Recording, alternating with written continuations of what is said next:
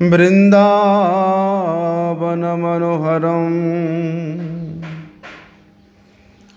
गुरवे गौरचंद्राय राधिकाय तदालये कृष्णाय कृष्ण भक्ताय तद्भक्ताय नमो नमः। वंशाकल्पतरुभ्यश्च कृपा सिन्धुभ्यैव च पतितानां पावनेभ्यो वैष्णवेभ्यो नमो नमः। पतित पावन परम करुणामय परम आराध्यतम गुरुपाद पद्म नित्य लीला प्रविष्ट विष्णुपाद परमहंस परिव्राजकाचार्य अष्टोत्तर शत श्री श्रीमद् शिल भक्ति वल्लभ तीर्थ गोस्वामी गुरु महाराज जी के श्री अभय चरण कमल में अनंत कोटि साष्टांग दंडवत प्रणाम करते हुए उनकी अहेतु की कृपा प्रार्थना करता हूँ। आपके काम से चल रहा है, आपके काम से चल रहा है। तीर्थ से सब लोग पकड़ते हैं ना, तीर्थ से कोई बात नहीं।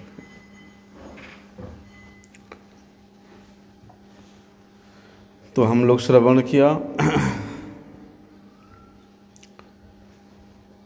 भक्त की कृपा से भक्ति प्राप्ति होती है। भक्तिस्तु भगवद भक्त संगेन परिजायते। और इस प्रकार का माने कि भक्त के कृपा से भक्ति प्राप्ति होती है, ये बात निश्चल सत्य बात है। शास्त्रों के सुसिद्धांत पूर्ण वाणी है। यद्यपि भक्त के कृपा से भक्ति प्रकाशित होती है, भक्त के कृपा के आधार पर भक्ति देवी वहाँ प्रस्फुटित होती है, होने पर भी वहाँ भक्ति की स्वप्रकाशिता जो वृत्ति है उसमें किसी प्रकार के कोई हानि नहीं होती है। क्यों?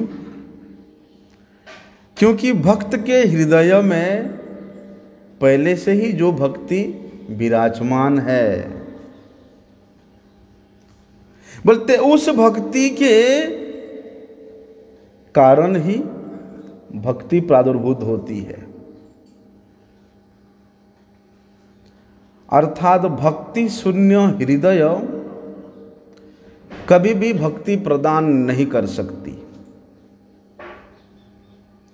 जिसके हृदय में जो भक्तिमान है, जिस प्रकार से कोई धनवान है तो वे धन दे सकता है, कोई विद्यावान है तो वे विद्या दे सकता है, उसी प्रकार अगर कोई भक्तिवान है, भक्तिमान है तो वे भक्ति प्रदान कर सकता है।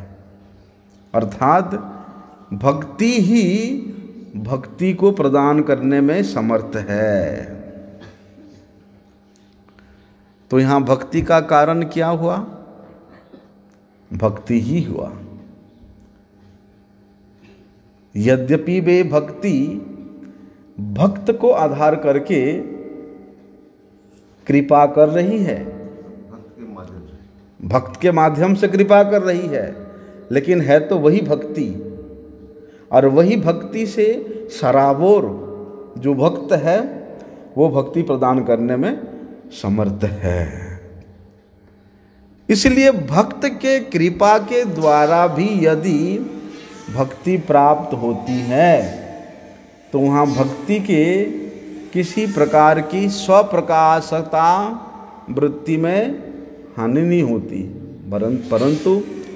सुप्रसिद्धि ही प्राप्त होती है। इसलिए कहते हैं भक्ति का कारण को प्रतिपादन करते हुए श्री विश्वनाथ चक्रपाद जी वहाँ कहते हैं कि भक्त कृपा से ही भक्ति प्रतिपादित होती है। किस प्रकार से कहते हैं कि यह केनापि अतिभाग्येन जात श्रद्धो अस्य सेवने, कि वो भाग्य, किस प्रकार के भाग्य, जिस भाग्य के द्वारा भगवत विषय में, भगवत संबंधित विषय में जिसका श्रद्धा होती है, वो भाग्य केवल और केवल मात्र कोई संत पुरुष के कृपा से ही प्राप्त होता है।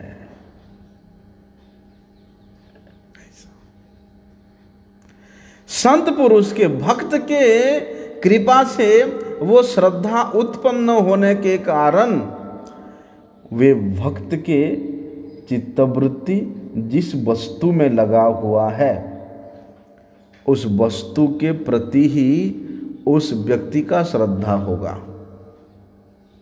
जिस प्रकार से लोग दान करते हैं,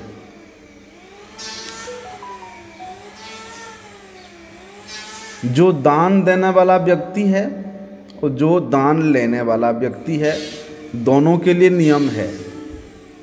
दान देने वाला भी सुपात्र होना चाहिए और दान लेने वाला भी सुपात्र होना चाहिए। अगर अपात्र से, कुपात्र से सुपात्र व्यक्ति दान ले भी लिया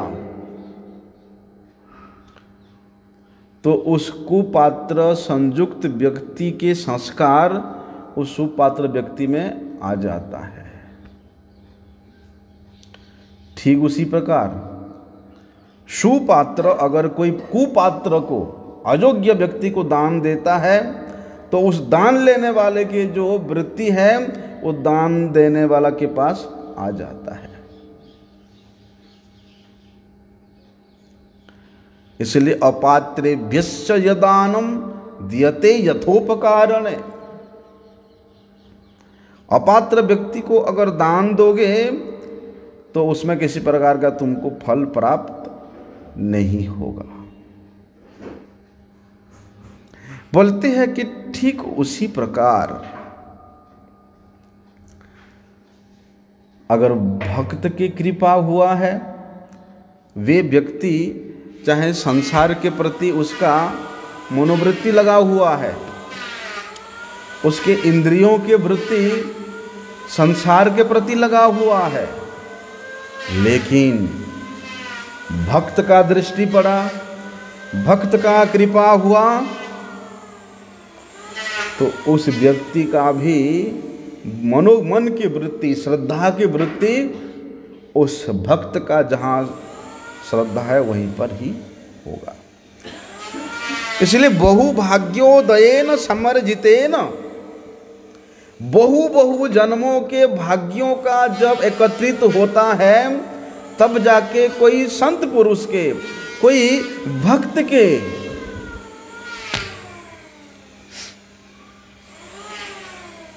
इतना डिस्टर्ब करते क्या करें।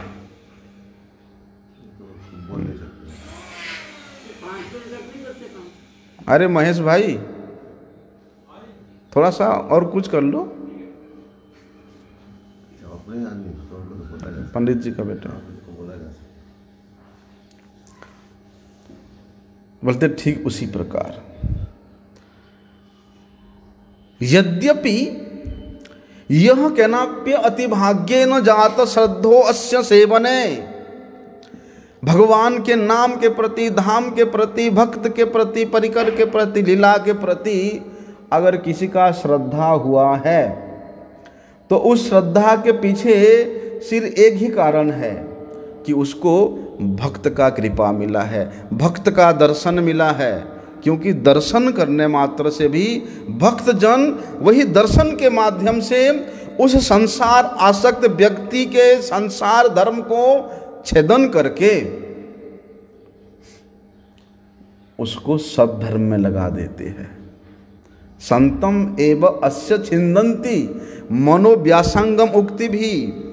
यद्यपि वहाँ पर संत जन अपनी वाणी के द्वारा उस संसार आसक्त व्यक्ति के मन के समस्त प्रकार के गांठ को छेदन करके उसको भगवत सेवा वृत्ति में लगाते हैं, ये तो है ही। और एक जगह बताया कि साधुनाम दर्शनम मन्ये, बल्कि दर्शन से मात्र, साधुओं का दर्शन करने मात्र से संसार वृत्ति नष्ट हो जाती है। ऐसे ही भक्तियों ठाकुर जी नहीं लिखा वहां पर, दर्शन पवित्र करो, उस व्यक्ति का भगवत सेवा के प्रति श्रद्धा जागृत हुई है तो उसको, उसके भाग्य को महत् कृपा जनित ही समझना चाहिए। क्योंकि भगवत कृपा में, भगवान के कृपा में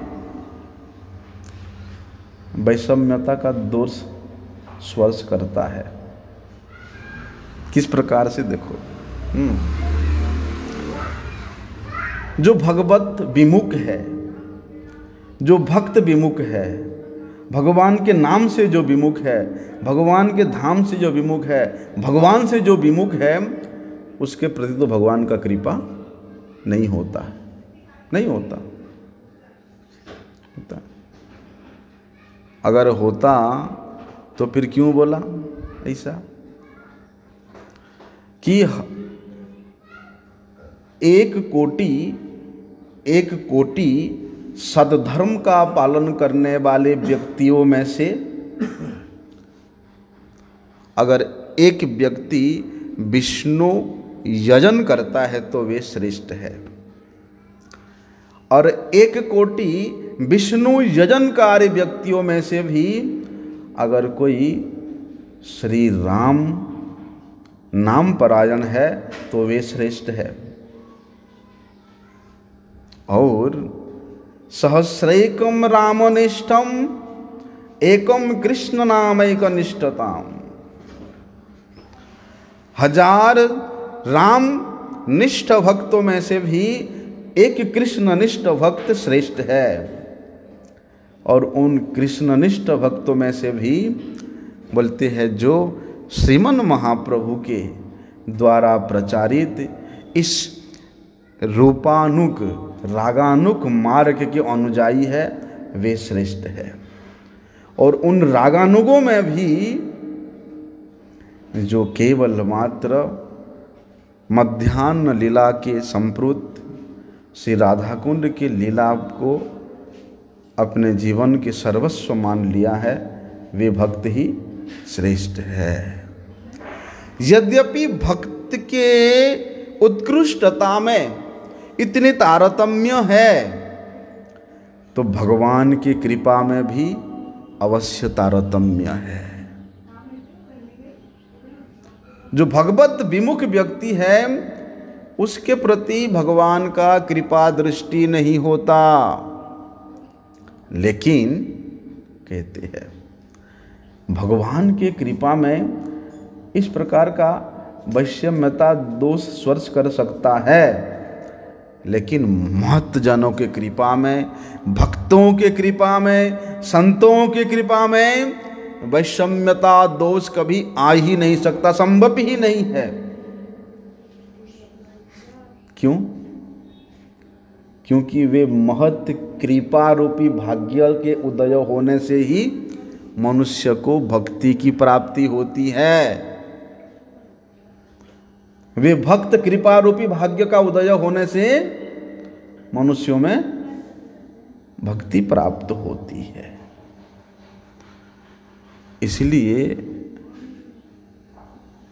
श्री विश्वनाथ चक्रपाद जी ने वहाँ पर युक्ति दे करके, तर्क दे करके इस बात का प्रतिष्ठित किया कि भक्ति की स्वप्रकाशिका वृत्ति को कोई किसी प्रकार से खंडन नहीं कर सकता है।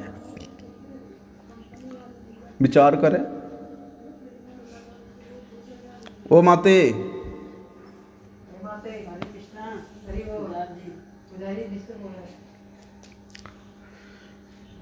चलो विचार करें।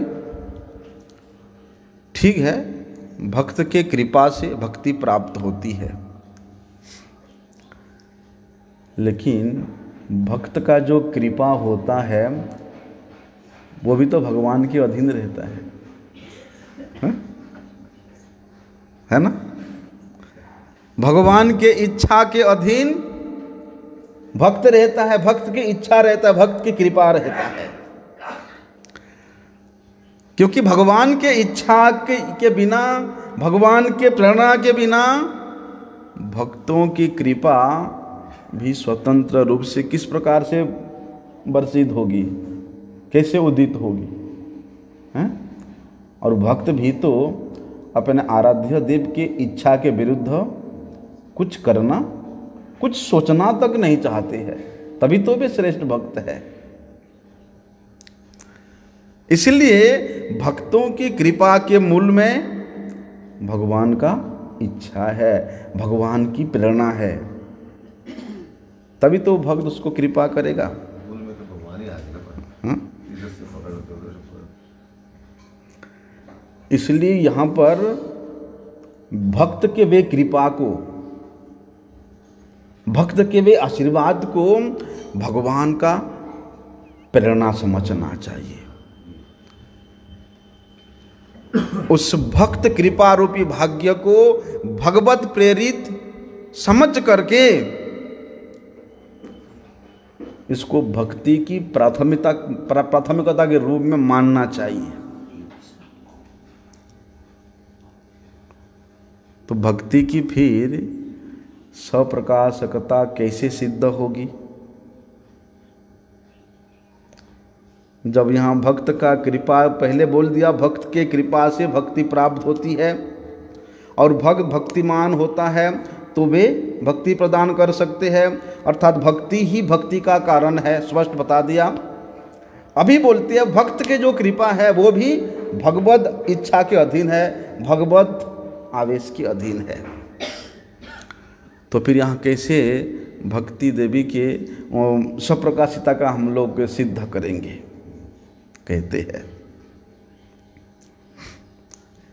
भगवान ने पहले से ही बता दिया है कि अहम भक्त पराधीनो, कि भगवान स्वयं ही भक्त के वत्स्यता को, भक्त वत्स्यता को स्वीकार किया है,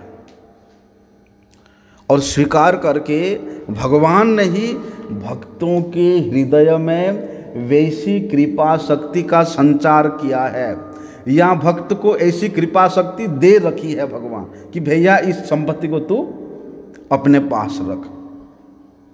और क्या करना? भक्तों की कृपा भगवान की इच्छा और फिर इच्छा की या उनके प्रेरणा की अपेक्षा नहीं करती। ठीक है, भगवान उसको स्वतंत्रता दी है कि ठीक है कि तुम मेरे अधीन हो, मैं जानता हूं, लेकिन मैं भी तुम्हारे अधीन हूं। इसलिए ये जो कृपा शक्ति है ये मैं तुमको देता हूं, तुम रखो, और इसको तुम जैसे भी बांटना चाहो बांटो, इसमें मेरा अधिकार नहीं है।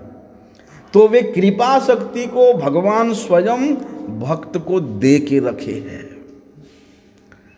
तभी तो भक्त स्वतंत्र रूप से भगवान को नहीं पूछते। कुछ भक्त लोग होते हैं ऐसे, ठीक है अभी आए हो 2 मिनट बैठो, मेरे भगवान का क्या आदेश है मैं देखता हूँ, फिर तुमको बताता हूँ। कुछ लोग ऐसे करते हैं, है ना? पता नहीं वो 5 मिनट 10 मिनट बैठेगा, आंख बंद करेगा, ठीक है भगवान का आदेश हुआ, तुमको कृपा हो गया। इतना कुछ करने की आवश्यकता नहीं है। भगवान पहले ही भक्त को वे कृपा शक्ति दे रखे है, वही शक्ति को लेकर के, वही स्वतंत्रता को लेके भक्त क्या करते हैं, इस जन साधारण को कृपा करते हैं। कैसे कृपा करते देखो भक्त लोग। एक जीव कहीं भी पड़े हुए हो, देखो महाराज आप पाश्चात्य देश के लोगों को देखो, भगवान तो अनादि है, अनंत है, सर्वदेश व्यापी है, सर्वकाल व्यापी है। होने पर भी वे पाश्चात्य देश के लोग कुछ नहीं जानते थे। धर्म क्या है नहीं जानते थे, वैष्णवता क्या है नहीं जानते थे। क्या उनके ऐसे दुर्दशा को देख करके भगवान का कृपा नहीं होना चाहिए था? भगवान का दिल नहीं पसीजा वहीं पर? अरे नहीं ना, ये भी तो मेरे ही संतान है। पशुचित जीवन व्यतीत करते थे। यद्यपि वे लोग धन संपत्ति में समृद्ध थे, जितने धन संपत्ति से समृद्ध होने से भी अगर धर्महीन है तो वे पशु ही है। ऐसा जीवन व्यतीत करते थे वे लोग। लेकिन श्रीमन महाप्रभु जी, जगत गुरु श्रील प्रभुपाद जी अपनी अनुगत जनों को वहाँ पर भी भेज करके उनमें भी कृष्ण भक्ति का संचार किया कि नहीं? और देखो, वे पाश्चात्य देश के लोग भी इतनी कंस्टेंटली हरिनाम करते हैं, तिलक लगाते हैं, कंठी पहनते हैं, संकीर्तन करते हैं, देख के हैरान हो जाओगे। अगर भगवान का कृपा सब जगह में समरूप में वर्षित होता तो वहाँ क्यों नहीं होता? श्रीमन महाप्रभु जी आए, श्रीमन महाप्रभु जी अपने गणों के द्वारा पहले यहाँ विस्तार किया, फिर प्रभुपाद जी आए, प्रभुपाद जी अपने गणों को वहाँ भेजे, वहाँ के लोगों का फिर कैसा। इसलिए भक्त वे कृपा शक्ति को स्वतंत्र रूप से बांट करके जन साधारण को कृपा करते हैं। हमारे गुरुजी, परम गुरुजी महाराज ऐसे ऐसी जगह में गए, आसाम में हमने सुना ऐसी जगह में गए कि जहाँ पर लोग मांस के सिवा कुछ नहीं खाते थे, मनुष्यों को भी काट के खा जाते थे, ऐसे कोई जगह था। वहां पर भी जाकर के उन्होंने उन सबको कृपा किया। भगवान तो मना नहीं किया, अरे नहीं नहीं, इनको मत कृपा करो, इनको भक्ति में मत लगाओ, ये सब तो मेरे से विहीन हैं, कभी मेरा पूजा पाठ नहीं करते। नहीं, गुरुजी, परम गुरुजी वहाँ पर भी जा करके वहाँ के जन साधारण को कृपा किया। इसलिए भगवान के वे कृपा शक्ति को बंटन करने में भक्त स्वतंत्र है। क्यों? क्या भगवान में इतना समर्थ नहीं है? अरे जिनके इच्छा मात्र से जिनके इच्छा मात्र से ये अनंत विश्व ब्रह्मांड सृष्टि होती है और विलय को प्राप्त करती है, जिनके एकमात्र भ्रूभंगिमा से 7 समुंदर एकदम हिलने डोलने लगते हैं, क्या उनका समर्थ नहीं है इन जीवों को भक्ति प्रदान करने में? भगवान कहते हैं ना, यदा यदा ही धर्मस्य ग्लानिर्भवति भारत अभ्युत्थानमधर्मस्य तदात्मानो सजम्यम परित्राणाय साधुना विनाशाय च दुष्कृताम। क्या भगवान को उन असुरों को विनाश करने के लिए यहाँ अवतार लेना पड़ेगा? अरे वो तो वहाँ अपने निज धाम में बैठे बैठे इच्छा करने मात्र से समस्त असुरों का विनाश हो जाएगा। क्या वे उसके लिए अवतार होते हैं? नहीं। बोलते हैं भगवान अपनी इच्छा से स्वेच्छापूर्वक अपने भक्तों के उत्कर्षता को प्रतिपादन करने के लिए, उत्कर्षता को बढ़ाने के लिए वे उस कृपा शक्ति को भक्त को दे रखे हैं। इसलिए महत कृपा, भगवत भक्तों की कृपा के बिना भगवत कृपा मिलना असंभव है। इसलिए भगवान की कृपा भक्त कृपा के पीछे पीछे दौड़ती रहती है, आगे नहीं जाती। इसलिए तो कहते हैं आदौ गुरुम पदाश्रय, कि सबसे पहले गुरु पदाश्रय करो। शुद्ध भक्त के चरणों का आश्रय करो, उनके आश्रय में रह करके, उनके कृपा में रह करके फिर तुम मेरे कृपा प्राप्त कर सकते हो। अन्यथा भगवान तो वे आनंद घन है, भगवान तो अपाप विद्ध है, उनको किसी प्रकार पाप विद्ध नहीं कर सकता। भगवान माया के स्वर से रहित है। यही तो भगवान में और जीवों में एक विलक्षणता है। जैसे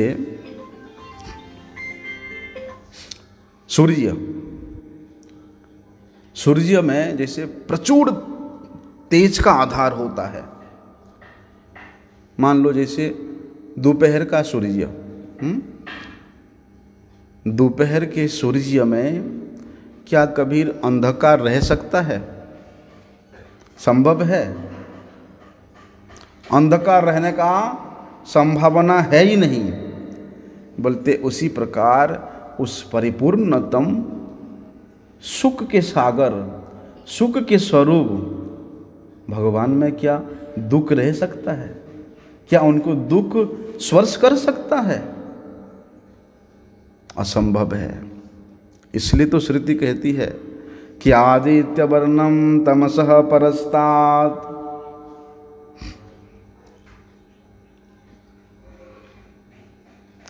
इसलिए इस प्रकृति के, इस संसार के जीवों को जितना भी दुख मिलता है, उन दुखों में से कोई भी दुख भगवान को स्पर्श नहीं कर सकता है। भगवान आनंद स्वरूप है। आनंद स्वरूप होने के कारण वे तो नित्य आनंद में विभोर रहते हैं।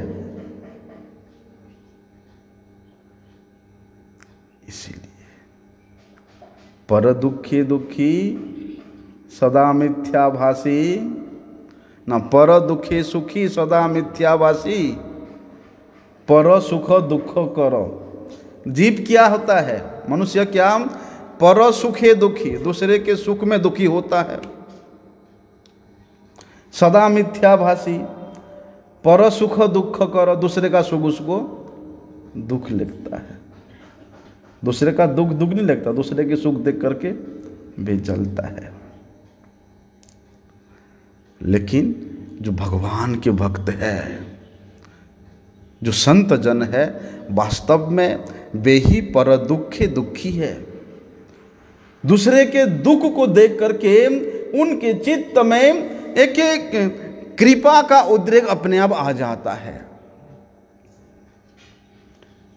वे किसी को दुखी नहीं देख सकते, सबको सुखी देखना चाहते। क्यों?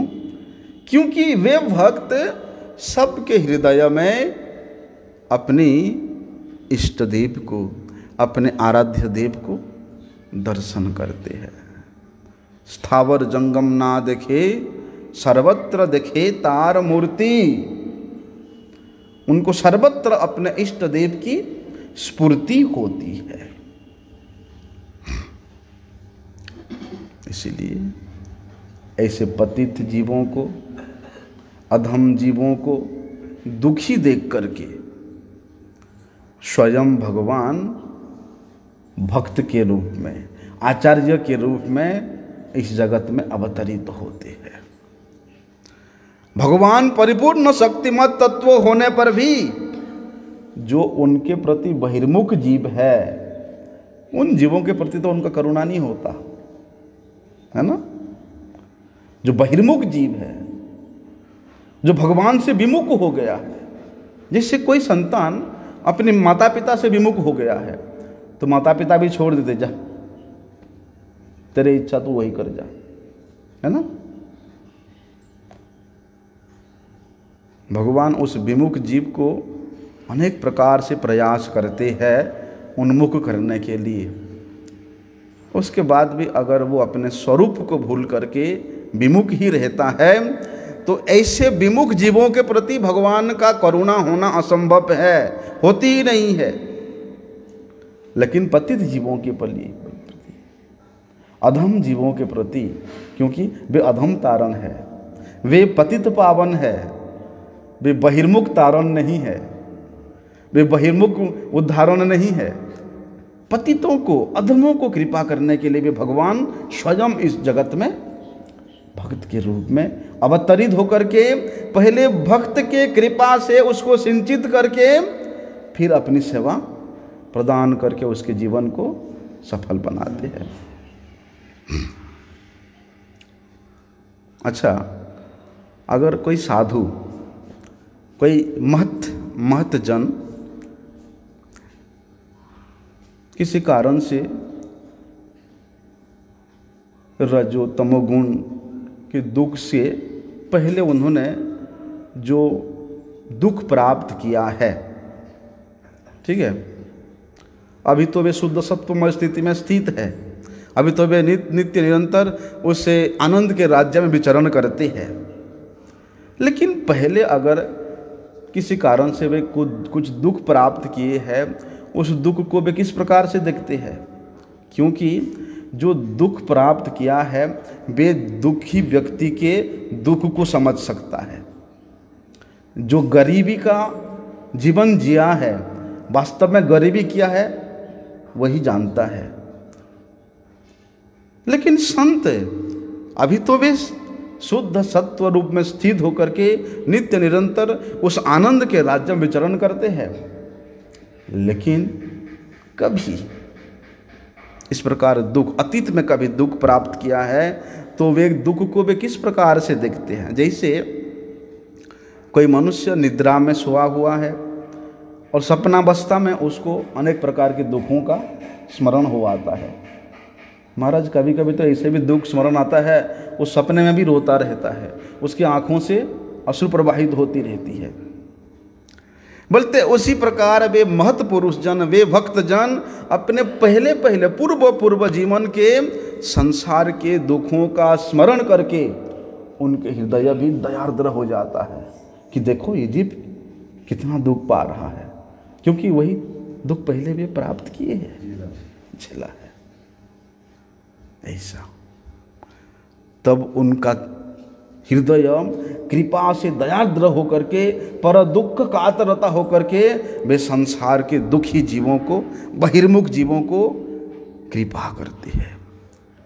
किसी ना किसी प्रकार से उनको उन्मुख करके, श्री कृष्ण भगवत उन्मुख करके उनके हृदय में भक्ति का संचार करते हैं। तो क्या ये वो भक्त के वो कृपा शक्ति का स्वतंत्र उपयोग नहीं हुआ, जिसको उन्होंने अभी उपयोग करके जन साधारण को, उस बहिर्मुख व्यक्ति को भी, जिस बहिर्मुख को भगवान ने छोड़ दिया कि नहीं तू बहिर्मुख है, मैं तेरे ऊपर कोई कृपा करूंगा नहीं, भगवान ने छोड़ दिया। लेकिन उस बहिर्मुख को भी महाराज एक बार नहीं, दो बार नहीं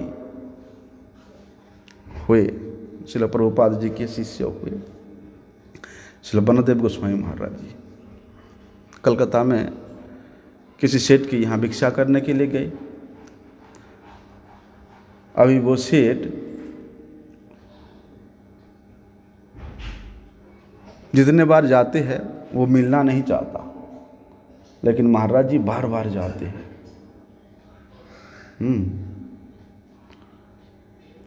3-4 बार के बाद वे सेठ मिला और कहता है कि देखिए आप गौड़िया मठ वाले क्या भगवान की सेवा करते हो, भगवान जाने हैं, कोई मनुष्य का कोई सेवा तो करते नहीं हो, कोई जीवों का कोई सेवा तो करते नहीं हो, इसलिए हम आपको कुछ नहीं देगा।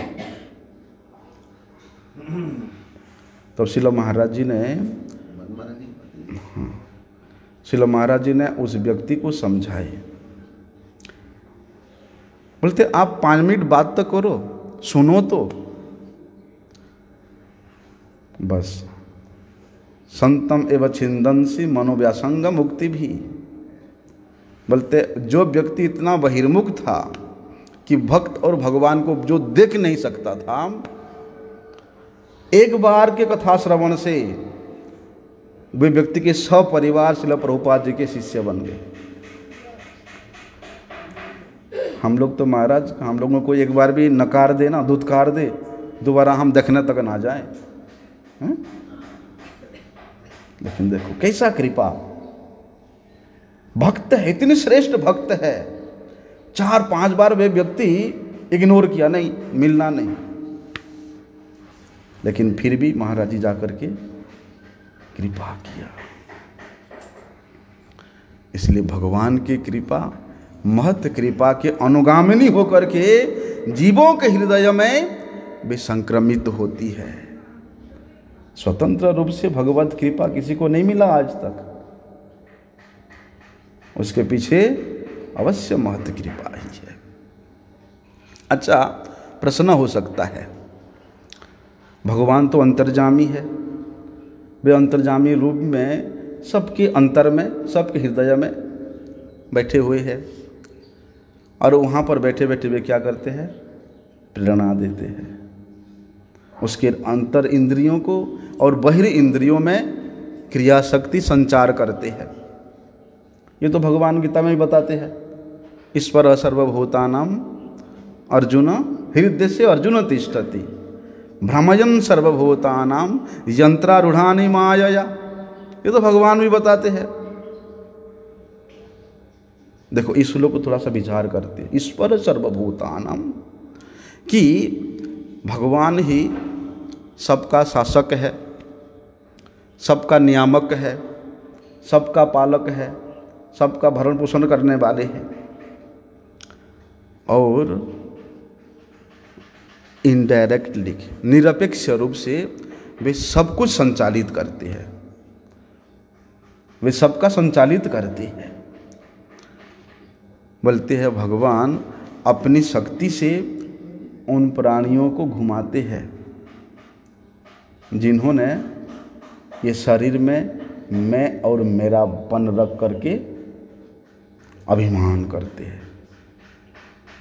शरीर को मैं और शरीर संबंधी वस्तुओं को मेरा, इसी को जो जिसने अपना मान रखा है उसको भगवान उस प्रकार करते, जैसे वो होता ना, काट के पुतली नचाते हैं बंगाल में, उनकी उंगलियों में धागा होता है, उनके उंगली के इशारों पे वे नीचे में उस लकड़ी के पुतली नाचते हैं। बल्कि ये उन्हीं के लिए है जो मैं और मेरेपन में डूबा हुआ है, भक्तों के लिए नहीं।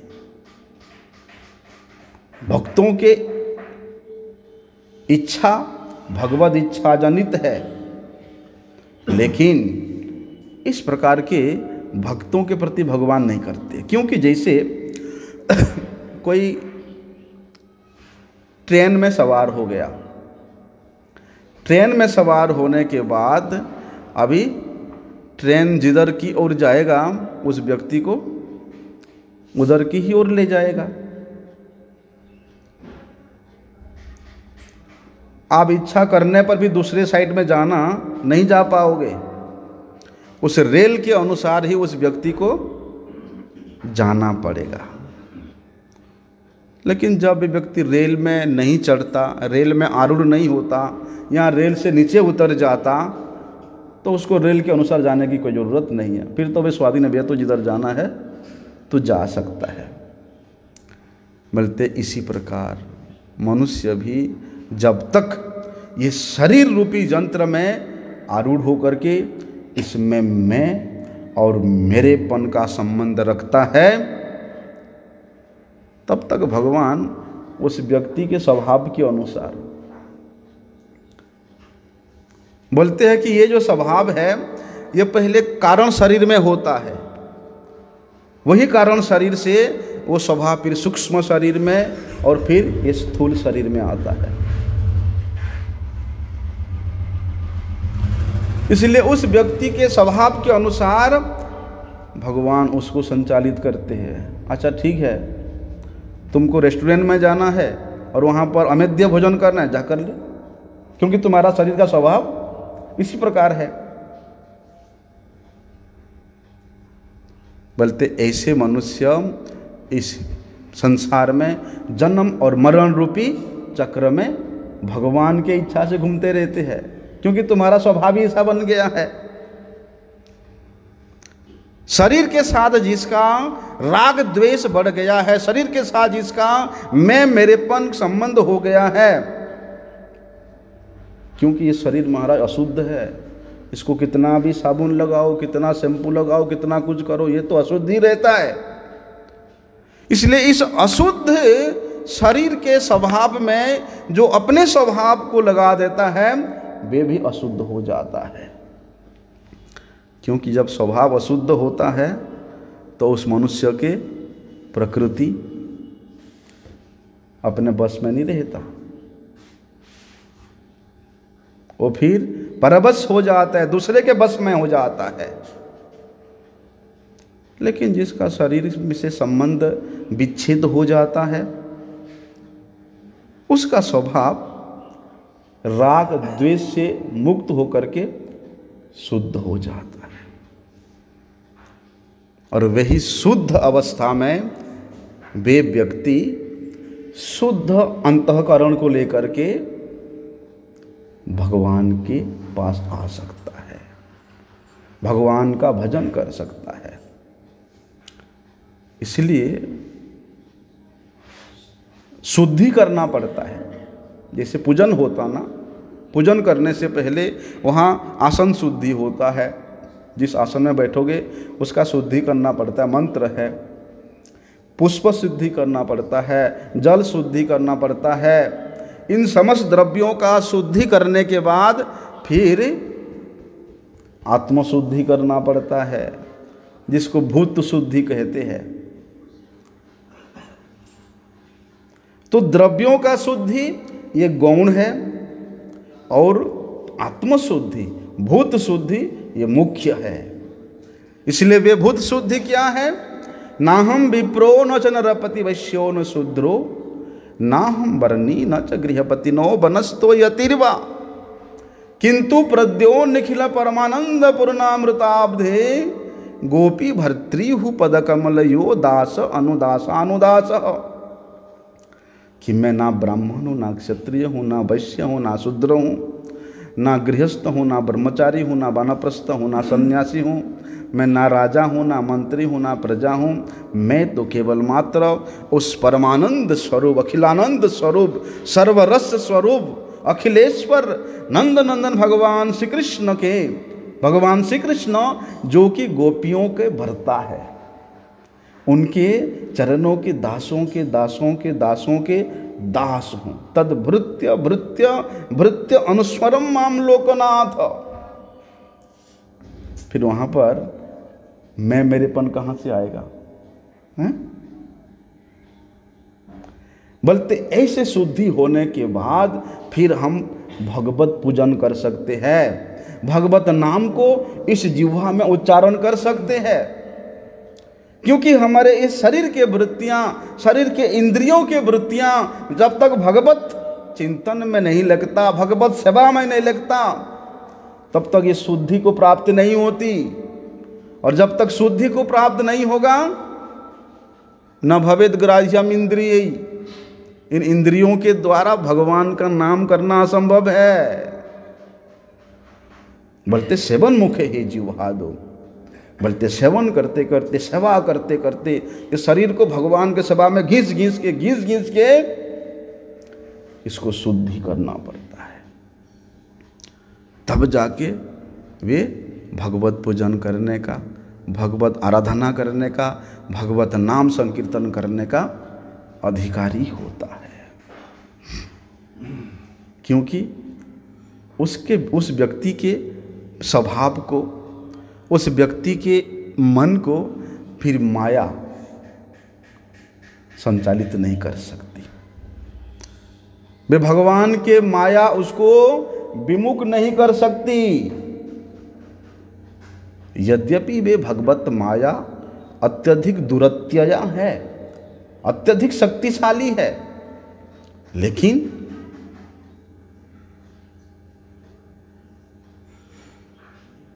जो अपना सब कुछ भगवत पाद पद्म में समर्पित कर दिया है, यह गत्वा शरणम शरण्यम गतो मुकुंदम परिहृत्य करतम।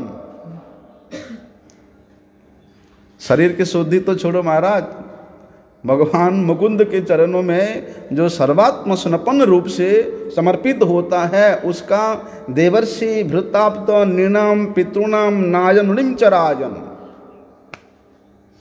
देवताओं के ऋण से, माता पिता के ऋण से, ऋषि मुनियों के ऋण से, देश के राजा के ऋण से वे उऋण हो जाता है, मुक्त हो जाता है। और भगवान यहाँ तक कहते हैं कि ऐसे जो व्यक्ति है, जिसने मत्कृतम त्यक्त कर्माणम त्यक्त स्वजन बांधवा, कि मेरे लिए जिसने अपना सब कुछ त्याग दिया, बंधु बांधव, माता पिता, घर द्वार, किसके लिए छोड़ा? मेरे लिए छोड़ा। और क्या करता है? मदा सृजा कथा मृष्टा सुनवंती कथयंती च, केवल मेरे आश्रय में रह के अथवा मेरे आश्रय में रहने वाले मेरे भक्तों के आश्रय में रह करके जो केवल मेरे कथा का श्रवण करता है, मेरे कथा ही जिसका जीवन स्वरूप है, ऐसे भक्त के लिए तो भगवान कहते हैं कि भैया मैं तुम्हारे पास ऋणी हूँ, मैं तुम्हारे ऋण को सोच नहीं कर सकता, स्वयं भगवान कहते हैं। तो भगवान जहां ऋणी हो जाते हैं, फिर उसके पास किसी प्रकार का कोई ऋण रह सकता है? न पारयहम निरवध्य संजुजाम स्वसाधु कृत्य। बड़े उच्च स्तर की बात है। गोपियों को भगवान कह रहे हैं कि हे बजांगनाएं, तुम लोग मेरे लिए, मेरे खुशी के लिए, मेरे प्रसन्नता के लिए दुस्त्यजम बोलते, जो गृह श्रृंखला को छोड़ना एक स्त्री के लिए असंभव है। उसके पति है, उसके पुत्र है, समाज है, वेद का नियम है, समाज का नियम है एक कुल वधू के लिए, लेकिन तुम लोग मेरे कारण, मेरे सुख के लिए तुमने सब कुछ त्याग दिया, जो कि त्यागना असंभव था। इसलिए न पा रहे हम निरवध्य संजुजाम। तुमने जो साधु वृत्ति को स्वीकार किया है, उसके कारण मैं तुम्हारे पास हमेशा ऋणी रहूँगा। मैं उस ऋण से मुक्त होने के लिए कितना भी प्रयास करूं, मैं कभी भी मुक्त नहीं हो सकता। और वास्तव में भगवान को भी अपने प्रेमिक भक्तों के पास ऋणी रहने से बड़े सुख मिलता है। तभी तो कहते हैं अहम भक्त पराधीनो यह स्वतंत्र इव द्विज। भगवान तो छाती फुला करके, छाती ठोक करके बोलते हैं। जिस प्रकार से भक्त कहता है कि दासो अहम वासुदेवस्य, उसी प्रकार भगवान भी कहते हैं ना। इसीलिए भ्रमयन् सर्वभूतानि, भगवान उसी व्यक्ति को, उसी जीव को, उसी मनुष्य को ये संसार में बार बार भ्रमण कराते हैं, क्रिया करवाते हैं, काम करवाते हैं, जो यहाँ पर स्वतंत्र रूप से रहना चाहता है, अर्थात मैं और मेरेपन में डूबा रहना चाहता है, जो स्वतंत्र रूप से इस शरीर और शरीर संबंधी वस्तुओं को लेकर के यहाँ भगवत पराधीन रहना चाहता है। उसके लिए क्यों? जैसे अभी समय हो गया, इस विषय को कल श्रवण करेंगे, अभी तो आरती का टाइम हो गया। वंशा कल्पतरुभ्यश्च कृपा सिंधुभ्यैव च पतितानां पावनेभ्यो वैष्णवेभ्यो